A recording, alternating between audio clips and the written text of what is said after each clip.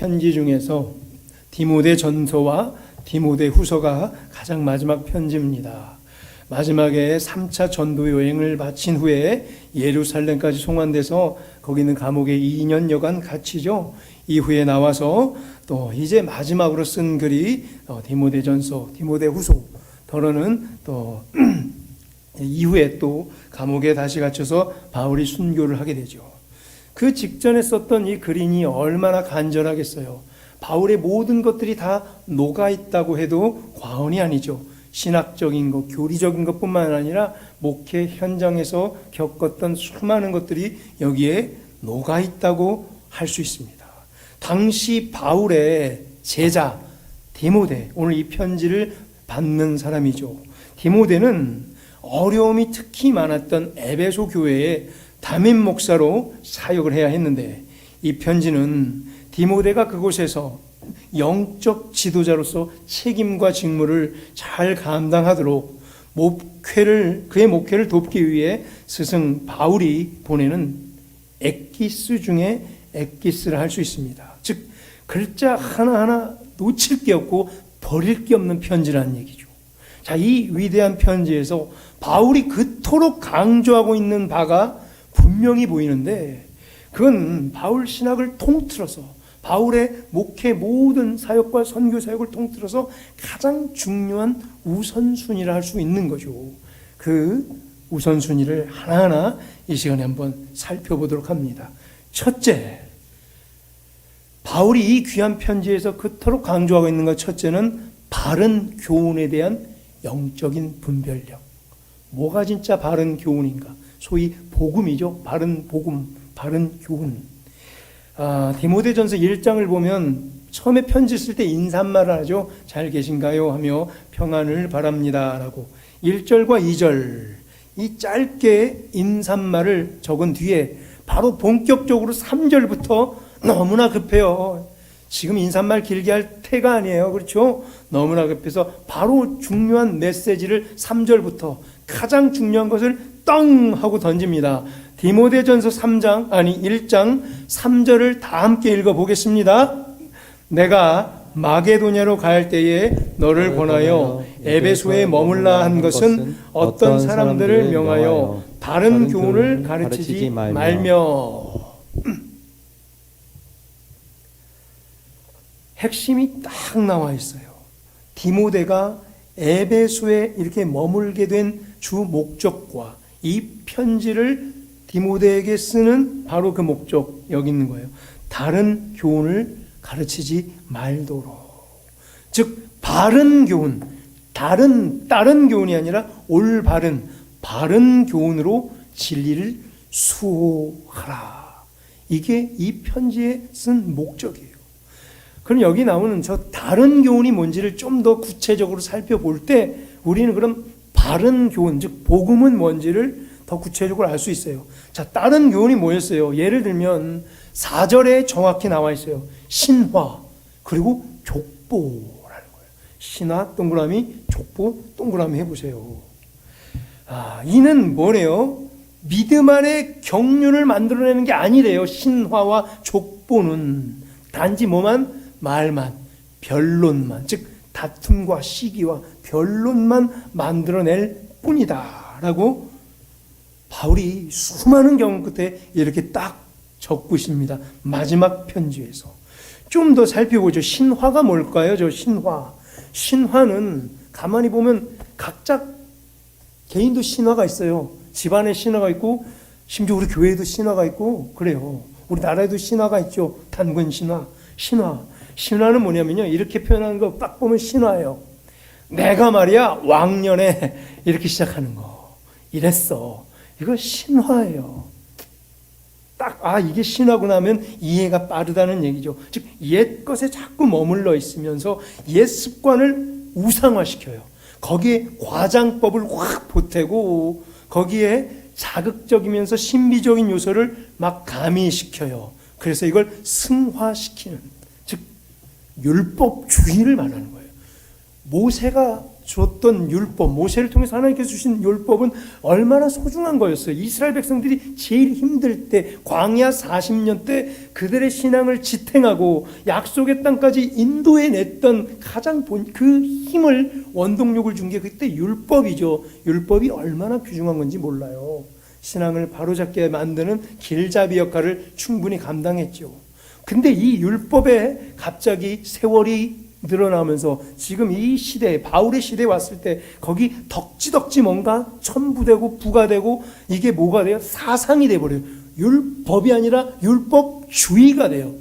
이즘이 돼요. 이념이 돼요. 사상이 돼버려요. 거기에 왕년에 하면서 미신적인 것들과 우상화시킨 것들이 왕창 덧붙이게 되는 거예요. 이걸 율법주의라고 해요. 이걸 신화라 합니다. 또 그 다음 나온 족보람은, 족보니까 뭐예요? 전통에 입각해서 익숙했던 것들, 해오던 것들을, 이것도 뭐예요? 우상화시키는 거예요. 출신과 배경을 따지고 지연과 혈연을 강조하죠. 그래서 유대인 이런 선민 의식을 강조하고 기득권 의식에 머무르려던, 이게 뭐예요? 유대주의다. 유대인이 뭐가 나빠요? 유대가 얼마나, 자, 자, 유대주의로 머무르는 게 나쁜 거예요. 아까 율법도 율법주의에, 유대도 유대주의에 머물러서 우상화시키고 기득권 의식을 갖고 있는 것들, 이걸 가리켜 신화와 족보라고 하는 거예요. 신화와 족보 같은 소위 다른 교훈들은 결국 뭐예요? 시비와 다툼과 변론을 만들어낼 뿐이다. 가만히 보세요. 신화를 주장하고 족보를 주장하는 사람 주위에는 뭐가 있는지 늘 싸워요. 변론하고요. 따져요. 뭐가 옳은지 뭐가 잘못된지 맨날 이것만 하고 있어요. 바울이 이렇게 하지 말자. 이게 뭐가 기독교냐? 라는 거예요. 우리도 살펴야 됩니다. 혹시 부지불식간에 나도 모르는 사이에 미신적인 것들과 옛 습관과 기득권 의식 같은 것들이 우리 몸에 배어 있지는 않은지, 유대주의 같은 소위 율법주의 같은 모습을 한 우리 부성주의가 남아있지 않은지 살펴야 합니다. 자, 첫째가 뭐라고 그랬어요? 그래서 바른 교훈에 대한 영적인 분별력을 갖자. 이게 바울이 가장 엑기스 중에 그것도 첫 번째로 말하고 싶은 게 바로 적어야 돼요. 한마디로 적으면 복음이죠. 자, 바울이 이 편지에서 강조하고 있는 건 둘째로 넘어갑니다. 둘째는 뭐냐면 풍성이 늘 주는 은혜에 제발 감사하고, 이 감사하는 마음이 믿음과 사랑으로 표출돼 보자. 즉 풍성한 은혜에 감사하는 믿음과 사랑, 이게 바울이 두 번째로 강조하고 있는 거예요. 이 편지에서. 디모데전서 1장 14절에 잘 나와 있는데 함께 이것을 읽어봅니다. 우리 주의 은혜가 그리스도 예수 안에 있는 믿음과 사랑과 함께 넘치도록 풍성하였도다. 아멘. 은혜가 넘치도록 풍성했다는, 빨간 글씨를 보면 은혜가 넘치도록 풍성하였다. 자, 이게 기독교의 원동력이라는 거예요. 기독교의 원동력은 뭐예요? 은혜라는 거예요. 다른 것 없어요. 교회가 뭐로 움직여요? 실력으로 움직이나요? 돈으로 움직이나요? 전통으로 움직이나요? 교회는 은혜로 움직여야 돼요. 교회의 모든 사역과 움직이는 메커니즘은 은혜가 아니면은 그건 교회가 아닐지를 몰라요. 좋은 성도가, 무슨 성도가?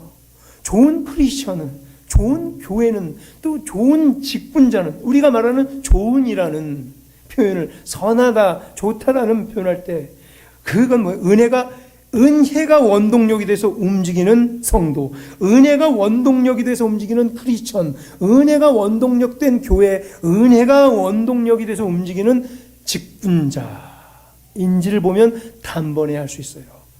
은혜가 원동력인가? 아, 지금 저분은 은혜로 돌아가는가? 아, 지금 저분은 은혜로 사역하고 있는가를 봐야 돼요.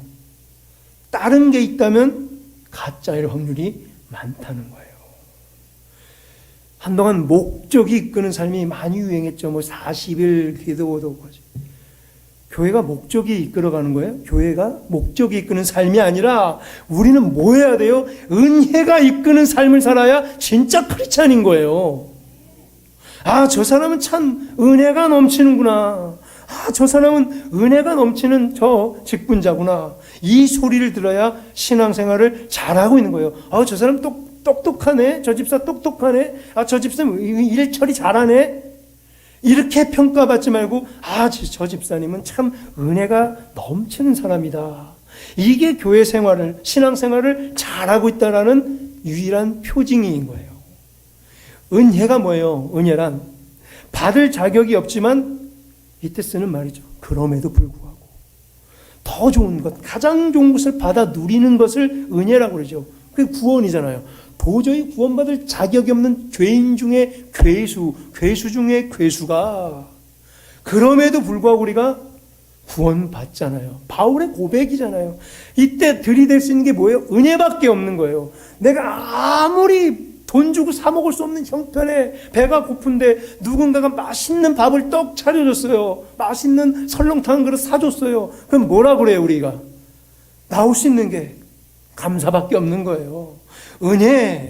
은혜는 자격이 없을 때, 받을 수 없을 때, 받게 될 때, 즉 은혜는 뭐가 동반돼요? 은혜를 받게 되면 뭐가 동반에 나와요? 바로 은혜 뒤에 뒤따르는 건 감사밖에 없어요. 아우, 그죠? 감사합니다. 이것밖에 없는 거예요. 아무 자격이 없는데 맛있는 식사를 대접받았을 때, 아유, 반찬이 왜 이렇게 맛대가리 없어요? 아유, 덜 익었네, 이거. 아유, 이렇게 짜, 이거.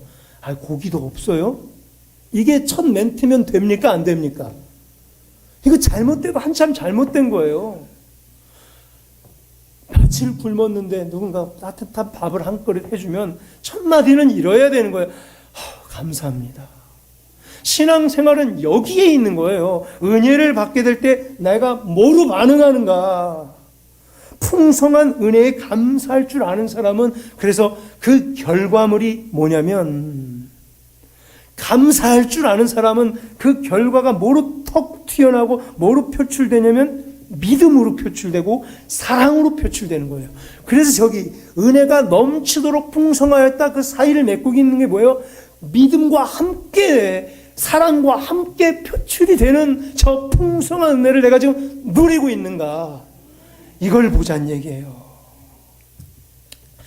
예를 들어 보면 컴퓨터에서 우리가 막 제가 설교를 하려고 작성한 게 있어요. 이제 프린트로 뽑으려고 인쇄를 누르면 그게 다다다다닥 종이에 싹 뽑혀 나오죠. 프린트로 인쇄 버튼을 누르면 종이가 떡 출력되어 나오는데 최종적으로 뭐가 출력되어 나오나 봐야 됐죠. 살펴봐야 되는 거예요. 내가 타이핑한 게 그대로 나왔는지.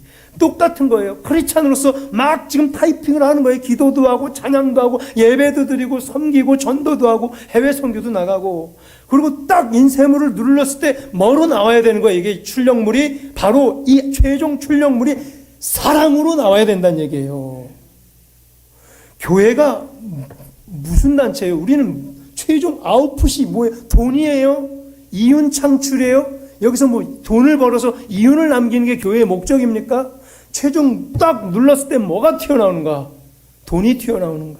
실력이 튀어나오는가? 이윤 창출이 튀어나오는가? 아니에요. 교회는 뭐가 창출되어야 되는 거예요? 사랑이 창출되는 것이 교회인 줄로 믿습니다. 사랑이 나와야 돼, 사랑. 우리의 아웃풋이 누가 톡 치면 사랑이 나와야 되는 거예요. 분명한 건 이게 좋은 교회일 거예요. 전국 방방 곳곳에 전 세계 어디나 이런 교회가 분명히 좋은 교회일 거예요. 논쟁이나 변론, 논리나 교리 같은 게 나올 필요가 없어요. 사랑이 나와야 돼요. 자, 교리가 얼마나 중요해요? 교리. 우리 교리 있잖아요. 사도 바울의 편지가 교리예요. 교리는 중요한데 교리 자체가 중요한 건 아니에요. 이 교리를 가지고 뭘 하는가가 중요한 거예요. 바른 진리와 진정한 교리를 가지고 이걸 배우고 알았으면 그 다음 게 중요한 거예요. 이걸 갖고 은혜에 감사를 하는가, 이걸 가지고 사랑을 나누어 주는가, 이게 중요한 거예요. 교리를 갖고 은혜가 튀어나오는가, 사랑이 튀어나오는가, 믿음을 다져주는가, 이게 중요한 거예요. 일상생활의 현장에서 사랑이 툭 튀어나와야 돼요. 자, 나는 어떤 사람인가 평소에 봐야 돼요. 시비와 다툼과 변론과 논쟁이 툭툭 튀어나오는가? 늘 바른 말과 늘 논쟁거리와 변론이 툭툭 튀어나오는가? 출중한 언변과 실력이 튀어나오는가? 아니면 은혜와 믿음과 사랑이 툭툭 튀어나오는 사람인가? 나는 먼저 가족에게 물어보세요. 남편은 아내에게, 아내는 남편에게 물어보세요. 나는 뭐가 튀어나오는 것 같아? 당신이 볼 때 물어보셔야 돼요. 그리고 옆에 있는 동료와 또 동력자들에게 물어보셔야 꼭. 그리고 점검 받아보시기 바랍니다. 사랑이 튀어나오는지, 변론이 튀어나오는지.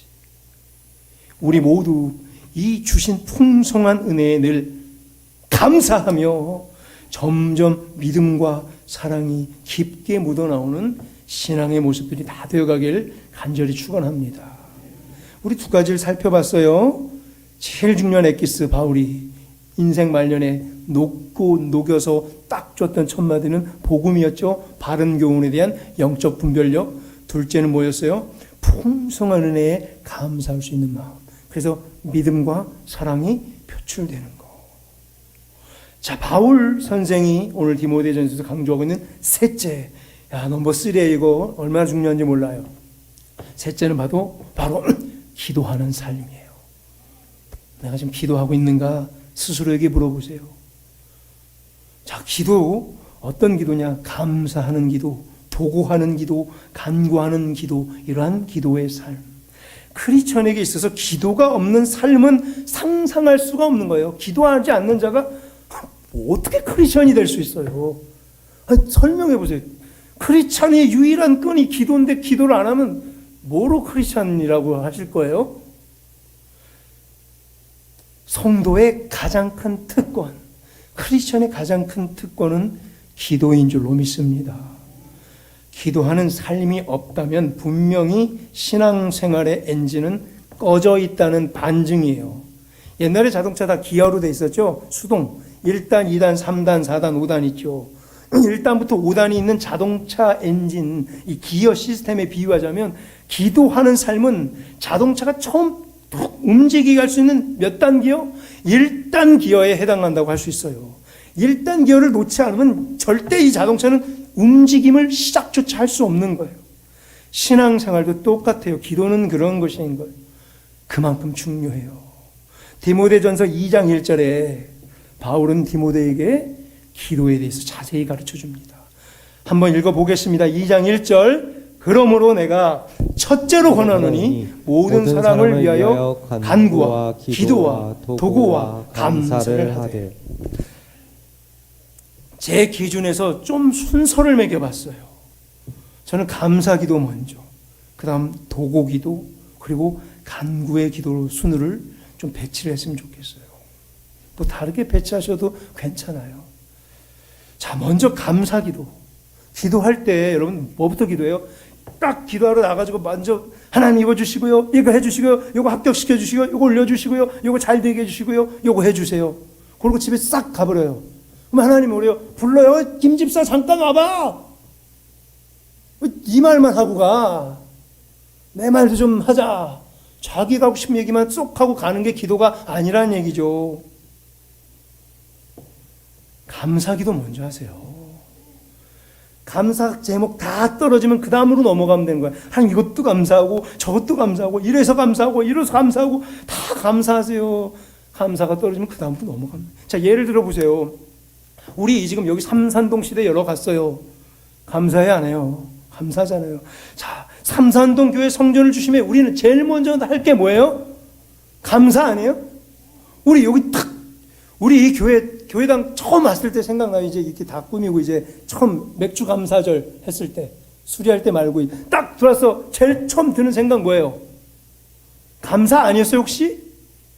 딱 들어오자마자, 와! 앉아서 뭐 했어요?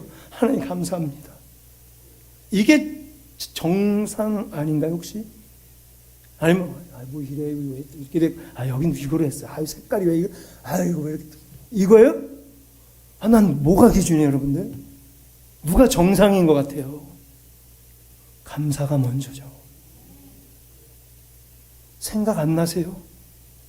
우리 강제 집행당하고 다 털리고 끌려가서 새벽에 말했죠. 이 강단 딱 절반만한 방에서 45명 정도가 모여서 새벽 예배 드렸잖아요. 쭈그르고 앉아가지고 위에 천장석이 뒤에 열려가지고 제가 설교할 때 뒤에서 빗물이 막 디뎌쳤잖아요. 겨울에. 그때 얼마나 간절했어요. 울면서 살려달라고 발버둥 쳤잖아요. 그리고 여기 딱 왔다고 칩시다. 그럼 제일 먼저 나오는 소리가 뭐가 돼야 돼요? 감사잖아요. 동의하시죠? 정상 아니에요 이게? 전 이게 정상이라고 생각해요. 그 다음 도고기도예요. 도고는 뭐예요? 우리 말하는 중보기도를 말하는 거예요. 우리는 교단에서 중보라는 단어를 안 써요. 유일한 중보자는 예수 그리스도밖에 없어요. 누가 우리 감히 누굴 중보해요? 우리는 그 대신 도고라고 그래요. 도고. 이걸 남을 위하여 하는 기도예요. 다른 사람을 위해 응원하는 기도를 도고기도라고 그러죠. 도고라고 그래요. 뭐예요? 먼저 이를 위해 애쓴 분들 놓고 도고해야죠. 아유, 우리 이걸 여기까지 오느라고 애쓰신 분들 건강 주시고 이걸 통해서 얼마나 마음고생 많았습니까? 위로하시고 평강 주시고 건강 달라고 기도해야잖아요. 애쓰신 분들. 이걸 또 건축하느라 여기 리모델링을 애쓰신 분들 위해서 감사기도 도고해야죠. 그 다음에 간구의 기도를 하면 돼요. 하나님, 그러나 아직도 여전히 부족한데 요 부분 더 채워주시고 더 잘 고쳐주시고 구할 수 있는 일꾼들 보내주시기 원합니다.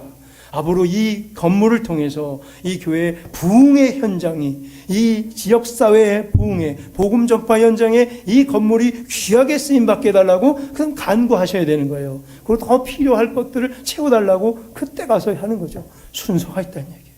우리 모두 이 신앙생활에 있어서 엔진, 기어 1단의 역할을 하는 기도의 삶이 먼저 온전히 이루어지기를 간절히 축원합니다. 우리 지금까지 세 가지 배웠어요. 사도 바울이 영적 아들 디모데에게 주는 바울의 서신 중에 엑기스 중 엑기스, 녹이고 녹여서 한마디 한마디 뺄 게 없는 것 중에 첫째, 둘째, 셋째를 살펴봤는데 첫째는 바로 바른 교훈에 대한 영적인 분별력. 내가 지금 하고 있는 게 바른 교훈인가? 우리 교회에서 지금 따라가고 있는 이 복음이 바른 복음인가? 둘째는 뭐예요? 풍성한 은혜를 받았으면 감사할 줄 알고 거기에 대한 믿음이 튀어나오고 사랑이 튀어나오는 것을 확인하는 거죠. 그리고 셋째는 뭐예요? 감사하고 도구하고 간구하는 기도의 삶이 나에게 있는가? 이게 정말 엑기스 중에 엑기스가 아니죠. 바른 교훈에 대한 분별, 은혜에 대한 감사하는 마음, 그리고 기도하는 삶. 딱 두 글자씩 정리해보면 첫 번째는 복음, 두 번째는 은혜, 세 번째는 기도. 세 건 거예요. 쫙 모아요 제가 점점. 뭐예요? 복음, 은혜, 기도인가? 그러고 보면 이거 말고 뭐가 더 중요해요 교회에서. 그렇죠? 진짜 엑기스 중에 엑기스 맞죠? 여러분들 동의하죠? 바울이 쓴 마지막 편지라 정말 이게 제일 우선순위예요. 다시요. 복음, 은혜, 기도. 그런데 오늘 중요한 게 있어요. 바로 네 번째 것. 이거 하려고 제가 지금까지 달려온 거예요. 네 번째 뭐가 들었을 것 같아요? 네 번째가 바로 뭐냐면 수많은 후보자들 다 제끼고 10분 자세우기예요. 넘버 4. 10분. 바울이 이 편지에서 그렇게 강조하고 있는 것 넷째. 선한 직분을 사모하라. 디모데전서 3장 1절에 잘 나와 있는데요. 다 같이 읽어봅니다. 미쁘다 이 말이요. 뭐요? 곧 사람이 감독의 직분을 얻으려 하면 선한 일을 사모하는 것이라 함이로다. 아멘. 미쁘다. 너무나 아름답다. 뭐가? 직분을 사모함. 이건 뭐래요? 하나님 보시기에 선한 일을 사모하는 것이다. 감독의 직분을 얻으려 하면 선한 일을 사모하는 것이라 합니다. 여기서 감독, 에피스코페라는 헬라어죠. 에피는 뭐냐면 위로 올라간다는 얘기예요. 에피, 스코프, 영역이죠. 스코프 위에 있는 거, 리더십을 말하는 거예요. 단순히. 그래서 감리교에서는 감독이라 보고 우리 목사라고도 볼 수 있어요. 또 우리 총회, 우리 교단이 속한 총회 헌법이 있는데요. 거기서 장로의 자격 이런 거 설명하잖아요. 뭐라고 나오냐? 항상 장로의 자격을 설명해 주는 데는 항상 여기 디모데 전서 3장 1절에서 7절에 해당하는 자 이렇게 돼 있어요. 이게 장로의 자격이래요. 이렇게 이 가르침을 인용해요. 우리 교단 헌법에서. 그리고 뒤에 집사와 권사의 자격을 설명할 때는 항상 디모데전서 3장 요 뒤에 8절부터 13절에 가르침을 따르는 자, 이게 권사와 집사의 자격. 그래서 우리 교단 총회 헌법에 기록되어 있어요. 즉 앞에 여기 이제 감독이라고 그랬는데 그 스코프 위에 있는 사람이 그냥 리더십이라고 해요. 작은 교회는 집사도 리더예요. 다 안수 집사 말하는 거예요. 리더십이에요. 권사 리더십이에요. 당연히 장로 리더십이고 목사 리더십들. 즉 직분자들, 저도 직분자, 우리 다 직분자들. 즉 직분을 얻는 게 얼마나 선한가. 자, 여기서 감독은 모두를 장로, 집사, 권사, 목사를 아우르는 모든 직분자로 지금 보고 가겠습니다. 자, 그래서 1절에 직분을 얻으려 함이 뭐라고 이렇게 얘기하냐면 선한 일을 사모하는 것이라 이렇게 이퀄 관계를 만드는 것이죠. 하나님 편에서 볼 때 선한 일이 뭐다? 직분을 사모하는 것. 이 편지, 이렇게 중요한 편지에서 첫 번째 복음, 두 번째 은혜, 세 번째 기도하는 삶. 그 다음에 바울이 강조하고 있는 게 직분에 대한 사모하는 마음을 가져라. 바울이요, 이거 다시요, 모든 사역을 다 경험했잖아요. 1차, 2차, 3차 세계 전도 여행을 하면서 안 가본 데가 있고 안 만나본 사람들이 없고 안 가르쳐본 교훈이 없는 바울이 죽기 전에 마지막으로 쏟아놓은 게 복음, 은혜, 기도, 그 다음이 바로 직분이라는 거예요. 그럼 정리가 되는 거예요. 직분이 이렇게 소중한데 교회를 위해서요. 교회를 잘 세우기 위해서 직분이 그렇게 소중하다는 얘기예요. 그리고 그 교회를, 에베소 교회를 담임할 디모데에게 그렇게 강조해 준 게 네 번째 직분을 넣어버린 거. 다시요, 복음과 은혜와 기도. 우와, 이것 다음에 직분자를 잘 세우라라고 다 가르쳐 준 거예요. 직분자가 된다는 것은 즉 앞에 선행된 세 가지, 즉 복음, 은혜, 기도에 대해서 이미 잘 실천하고 신앙생활 중에 잘 적응하고 있는 사람들이 그 다음 당연히 직분자가 되는 거예요. 즉 직분자가 된다는 것은 거꾸로 당연히 첫 번째 그 복음의 진리에 대한 바른 분별력이 있는 사람이 되어야만 하는 거고, 좋은 직분자는 은혜에 대해서 정말 감사할 줄 알아서 툭 치면 사랑이 녹아 튀어나오는 사람이 직분자가 되어야 되는 것이며, 좋은 직분자는 정말 기도하는 삶을 실천하며 감사기도 하고 도고기도 하고 그 다음에 간구기도 하며 교회를 세워가는 기도의 사람이어야 된다는 얘기를 하고 있는 거예요. 어떻게 보면 직분자를 세우기 위해서 앞에 복음과 은혜와 기도를 끌어간 것 같아요. 직분자를 이렇게 세워라. 자, 그 직분자 중 핵심, 그래서 장로 혹은 목사도 포함되죠. 저 뒤에 이제 집사와 권사도 나오는데, 먼저 장로는 어떤 사람이어야 합니까? 2절에 따르면 우리 총회 헌법에 이 장면이 장로의 자격으로 나와 있어요. 자, 2절에 따르면 첫째, 그러니까 책망할 것이 없어야 돼요. 우선 책 잡힐 행동의 여지가 없어야 되는 거예요. 요만한 것도 꼬투리를 잡힐 게 없어야 돼요. 그만큼 깨끗해야 돼요. 목사도 마찬가지고. 그래서 힘들어요. 제가 실수투성이인 제가 책 잡힐 게 한두 개가 아니라 저는 너무나 부끄러워요. 장로님들 마찬가지입니다. 책 잡을 게 없어요. 왜? 우는 사자처럼 마귀는 꼬투리 잡으려고 으렁거리고 있어. 뭐 하나 잡아먹으려고, 요만한 거 찾으려고, 흠잡으려고 그러고 있기 때문에 책을 잡히면 안 돼요. 그리고 한 아내의 남편이자 또 자녀들의 아비로서 가정에서 본을 보이고 가정을 잘 경영하고 다스려라. 기본이죠. 그 다음에 매사에 절제하라고 합니다. 신중해라 합니다. 즉 절제 신중 뭐예요? 하고 싶은 말, 하고 싶은 행동 있다고 칩시다. 여러분, 하고 싶은 말이 머릿속에 딱 떠올랐어요. 그거 바로 말해야 돼요? 하고 싶은 행동이 딱 생각났어요. 그 행동 바로 해야 될까요? 기다리란 얘기예요. 기다리란 얘기. 바로 하면 안 돼요. 절제 한번 해보고 신중해야 되고, 이 말이 맞는가 또 되새기고 그 다음에 말해야 되는 거예요. 저도 이것 때문에 얼마나 많은 실수를 하는지 몰라요. 멈출 줄 알아야 되고 절제할 수 있어야 되고 신중해야 돼요. 그 다음에 뭐 해야 돼요? 단정해야 돼요. 사고는 신중해야 되고 태도는 늘 단정하게. 그 다음에 또 좋은 덕목이 나오죠. 나그네를 대접할 줄 아는 이건 따뜻한 마음이 있어요. 장로가 차면 안 돼요. 냉혈인간이 돼 똑똑하고 딱 부러지고 딱 차가워서는 안 돼. 좀 훈훈하고 따뜻해야 돼요, 사람이. 그래야 성도들한테 다가갈 때 따뜻함이 전해지잖아요.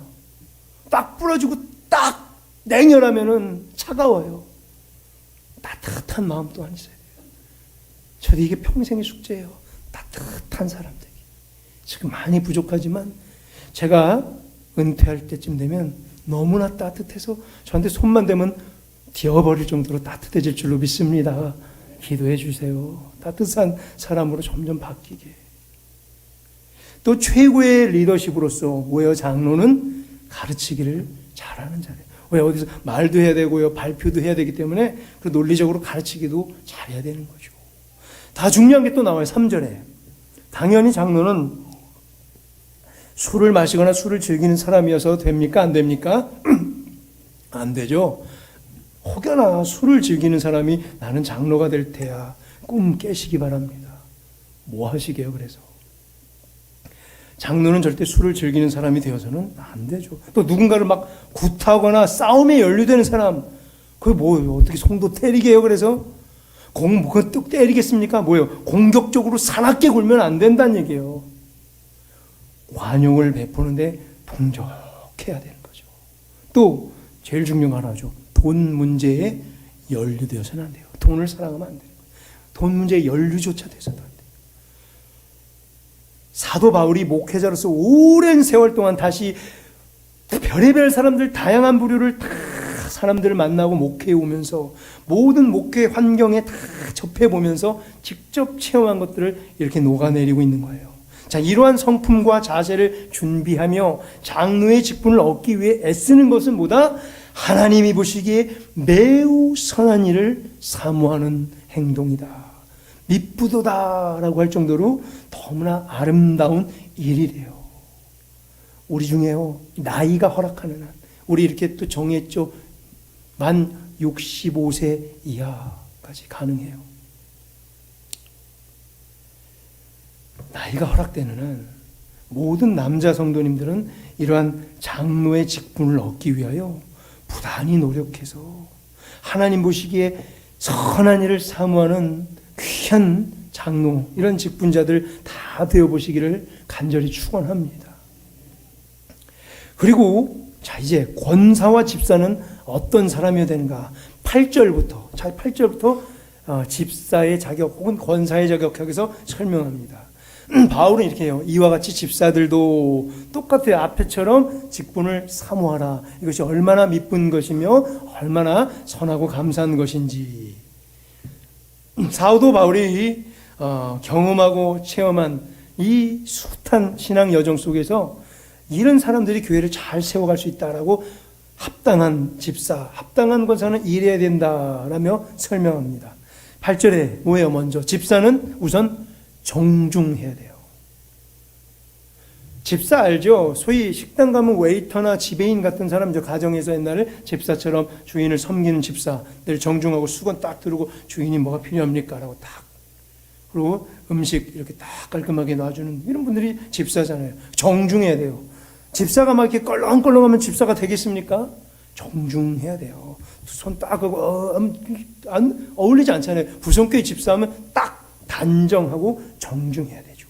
그 다음 보니까 중요한 게 나요. 한 입으로 두말하지 말아야 돼요. 이건 뭐죠? 의도적으로 이렇게 하는 사람이 어디 있어요? 실수하게 돼요. 한 입으로 두말해요. 왜? 말을 너무 많이 하게 돼요. 이 사람도 이 말하고 다 말하게 되면 내가 뭘 말했지가 헷갈려져요. 경험하죠? 막 말하다 보면 내가 이 사람한테 뭐라고 했더라? 어디까지 얘기했지 이 사람한테? 그러다 보니까 뭐예요? 두말하게 돼요. 새말하게 돼요. 무슨 말인지 잘들 아실 거예요. 자, 이거를 하려면, 즉 이러한 말을 한 입으로 두말하지 않게 하려면 말을 많이 안 하는 게 유리해요. 입이 무거운 사람이 집사의 자격이다. 입이 무거울 줄 알아요. 그래야 실수를 줄일 수 있는 거예요. 그런 자가 유리해요. 누가 과묵한가, 누가 그냥 이건가 잘 살피세요. 그러다 보니까 술 또 나오네. 술에 임박해. 술은 계속 강조하죠. 장로든 뭐든 모든 직분자가 되려는 자가 술 마시면 되겠습니까? 그래서 회사나 술자리 가서 이 핑계 저 핑계 대고 술 마시면 안 되는 거예요. 아이 목사님 직장 생활 안 해봤는데 뭐 아세요? 직장 생활하는 게 이렇게 호락호락한 줄 아세요? 우리가 다 어쩔 수 없어요. 그럼 우리도 어쩔 수 없어요. 못 세워요 그런 자들. 똑같죠. 술자리를 박차고 일어날 줄 알아야 돼요. 또 뭐요? 더러운 이득을 탐하지 말아야 합니다. 더러운 이득을 사업을 하시는 분들, 또 회사를 다니거나 또 공무원을 하거나 뒷돈을 받게 되거나 뭐 이렇게 리베이트를 받게 되는 일이 많죠. 이렇게 계약하고 뒤에서 따로 더러운 이득이 있을 수 있어요. 근데 말을 하죠. 남들 다 아는데 뭐 관습인데 뭐 해서 핑계를 대고 더러운 이득에 손을 내밀게 되죠. 어쩔 수 없이. 목사님 직장 생활 해보세요. 다 그래요. 뭐 그렇겠죠. 그래도 더러운 이득을 탐하려 해서는 안 돼요. 그럼 교회에서도 동일한 일을 벌일지 몰라요. 깨끗해야 된다는 게 세상보다 훨씬 더 깨끗해야죠. 자, 9절에 반면에 9절을 보니까 집사는 어떤 사람이어야 된다?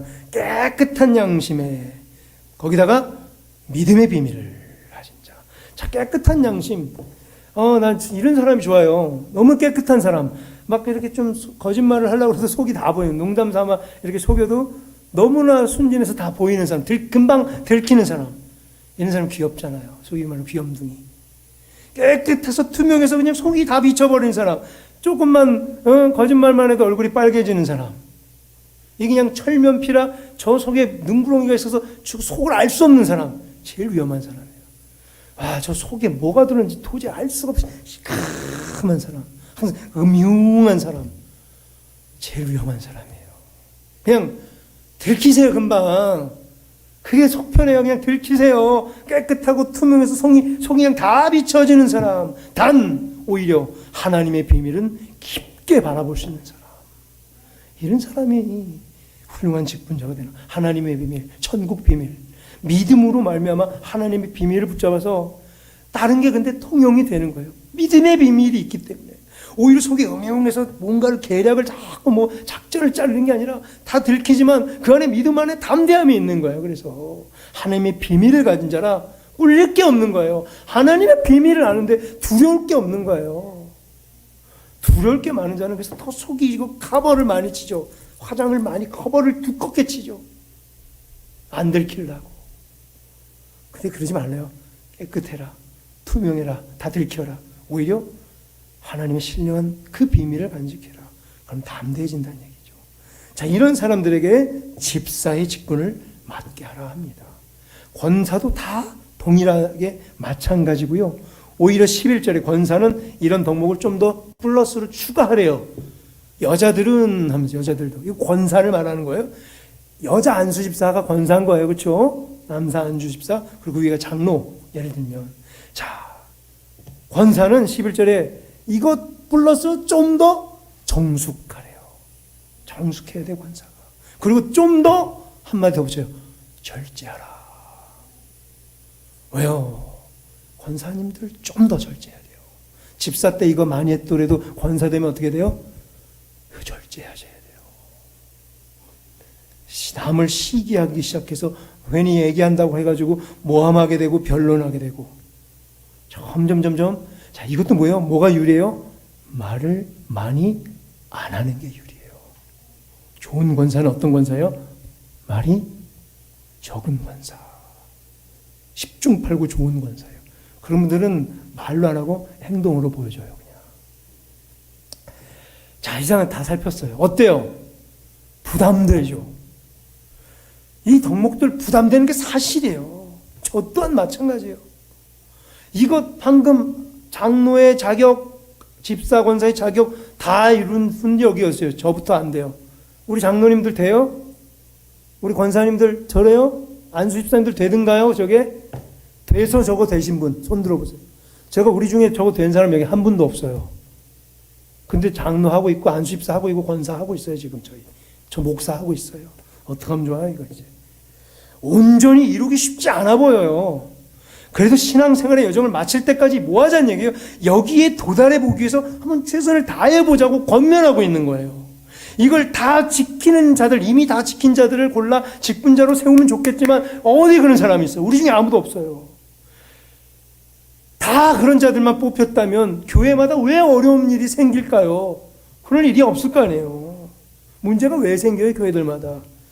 다 죄인들이에요. 우리 다 부족해요. 단 부족한 걸 알고 자족할 줄 알고 고치려고 노력하고 이루기 위해 애쓰는 자세가 필요한 거예요. 여기서 즉 사모하는 마음, 여기 디모데에게 가르쳐준 이 3장에 여기 이 덕목들을 지키려고 사모하는 마음이 중요한 거예요. 직분이라는 표대, 직분자 세우기 표대, 오늘 4번째로 말한 너무나 선하고 아름답다는 그 일 표대로 정해놓고 신앙생활에 경주를 하시라는 얘기예요. 젊은 우리 집사들, 서리 집사들, 안수 집사 표대로 세우고 그 다음 장로를 표대로 세워서 열심히 신앙생활 하라는 얘기예요. 여자 성도분들 권사를 표대로 세우시고 한 명씩 본을 딱 정해줘도 돼. 나 저 권사님처럼 되고 싶어. 저렇게 훌륭한 권사님처럼 나도 될 테라고 표대를 정하시고 지금은 턱없이 부족하지만 거기를 향해 가란 얘기예요. 그때 교회적으로는 어때요? 교회를 섬길 수 있는 일꾼이 세워져서 좋은 거고요. 뭐가? 직분을 얻으려 함이. 직분을 얻으려는 이 마음이 얼마나 좋아요. 교회는 일꾼이 세워지고 개인적으로는 신앙생활에 있어서 믿음의 진보를 이룰 수 있고 성숙한 신앙을 이룰 수 있는 길로 향해 가기 때문에 너무나 유익한 거예요. 뭐가요? 직분을 얻으려 함이. 그래서 임직자를 세우고 이런 것은 잔치여야 돼요. 축제여야 돼요. 다시 말합니다. 이미 다 이룬 사람이 그 자리를 차지하게 되는 것이 아니라 오히려 자리가 사람을 만들어가기도 해요. 이렇게 신앙의 경주를 하다 보면 주변 동료들부터 칭찬을 얻게 되고 하나님으로부터 인정을 받을 때도 있게 되는 거예요. 하다 보면. 아마 여기 이미 은퇴한 은퇴 권사님들, 은퇴한 장로님들, 원로 장로님들 신앙생활 잘 마치고 은퇴하신 분들 은퇴하고도 한 10년 정도 있을 때 이제 어느 정도 그런 자격이 서서히 갖춰질 거예요. 저희 같은 피라미드들이 언제 해요? 멀었어요. 저도 계속 쌓아가야 돼요. 우리 함께 달려가십시다. 다 부족하지만 그런 직분을 향해 달려가십시다. 1절에 보세요. 그래서 직분을 얻으려 하면 뭐래요? 다시요? 선한 일이다. 이게 바로 선한 일을 사모하고 싶냐? 바로 이거다. 뭐고? 직분을 얻으려 하는 거. 직분을 얻어라. 직분에 걸맞는 자격을 이미 다 이룬 자들을 뽑아 세우기보다 여전히 부족하지만 직분자로 세움을 받게 되어 차차 점점 직분자로서의 자격을 사모하며 열심히 하다 보니까 어느 순간에 그러한 지경에 가까워지는 이러한 신앙생활의 길들이 우리에게도 펼쳐지기를 원합니다. 직분을 사모하는 것은 그래서 뭐예요? 미래상이에요. 제가 또 말하죠. 신앙생활은 뭐라고 써요? 미래상을 두드리는 거예요. 지금의 불완전한 모습이 아니라 그리스도로 말미암아 예수님의 보혈의 공로로 말미암아 저 미래의 온전해진 모습, 그리스도 때문에 완전해진 미래상의 모습을 추구하는 게 신앙생활이에요. 지금 당장은 부족하지만 장차 그리스도께서 이루실 그 모습을 다 같이 사모하기를 소망합니다. 이제 말씀 맺습니다. 13절을 보니까요. 이러한 직분을 잘 감당하는 자들이 뭐래요? 아름다운 지위와 큰 담력을 얻게 될 것이다 라고 축복하고 있어요. 직분을 잘 감당한 자들 아름다운 지위와 큰 담력까지 얻게 된다. 자, 장로, 권사, 집사의 직분이 하나님 나라에서 뭐래요? 얼마나 아름다운 지위인지 아십니까? 즉 사모하세요 이러는 거예요. 다 성도로 그냥 하다가 하면 교회 누가 이래요? 다 와서 그냥 은혜만 받고 가면 누가 준비하고 누가 일하고 누가 섬기고 누가 전도하고. 그러니까 직분자가 그렇게 중요한 거예요. 하나님이 이렇게 아름다운 지위다라는 마음을 바울에게 주신 거예요. 얼마나 아름다운 지위인가. 눈치 보지 않고 대놓고 섬길 수 있는 지위라고 그랬죠. 멍석 깔아놨으니까 자 마음껏 와서 섬기세요 라는 게 저 자리라고 그랬죠. 안수 집사님들 제가 아무 때나 전화해서 잠깐 나오세요 집사님, 여기 빨리 청소해야 돼요, 여기 뭐 부러졌는데 이거 좀 고쳐주고 여기 망치질 좀 해주세요 라고 제가 전화하면 바로 나올 수 있는 분이 안수 집사여야 되는 거예요. 권사님 시간 되면 바로 지금 빨리 신방 가야 되니까 저기 지금 도와야 될 분이 있으니까 권사님 지금 멸치볶음 좀 빨리 해가지고 빨리 나오세요, 저기 눈 갖다 주게. 그럼 바로 할 수 있는 분들이 권사님들이 돼야 되는 거예요. 왜요? 멍석 깔아놓고 대놓고 섬기라고 그 자리에 와 있기 때문에. 그럼 대놓고 섬기려면 우리가 섬김을 컨트롤 하잖아요. 거기에 나와 주셔야 되는 거죠. 이러한 직분을 잘 감당하려니까 뭐예요? 두 번째 그냥 안 끝내요. 믿음에 있어서 뭘 줘요? 큰 담력을 얻게 해준다는 얘기예요. 옛날에는 쪼잔한 사람 쫌팽이였는데 하나님 나라의 직분을 감당하려 보니까 뭐야? 큰 담력을 얻어 대범한 사람으로 바꿔주신다는 얘기예요. 와, 이렇게 대범해졌어 저 사람이. 이거 그냥 콩알만큼 쪼잔한 사람, 10원 한 장 때문에 벌벌 떠는 사람이 이렇게 담대해졌어. 바꾸어 주시는 거예요. 하나님의 큰 일을 또 해야 되니까 말이죠. 뭐로 감당하는 게? 그 믿음 때문에. 옛날엔 믿음이 없으니까 자꾸 작았는데 이제 믿음이 생겨 커진 거예요. 기드온처럼. 기드온이 옛날에 쫌팽이었어요. 사사 기드온이.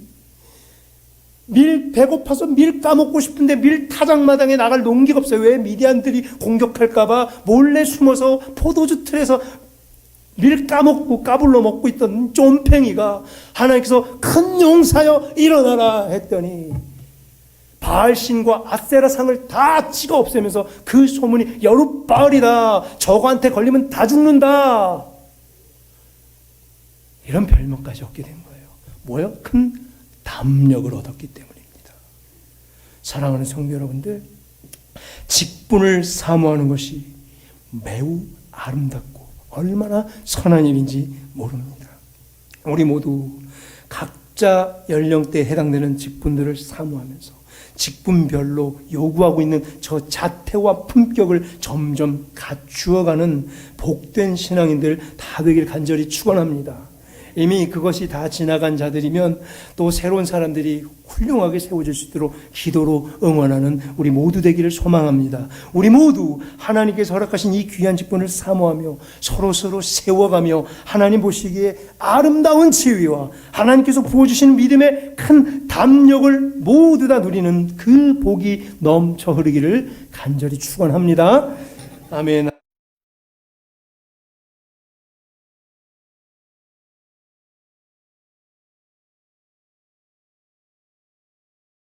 아버지 하나님,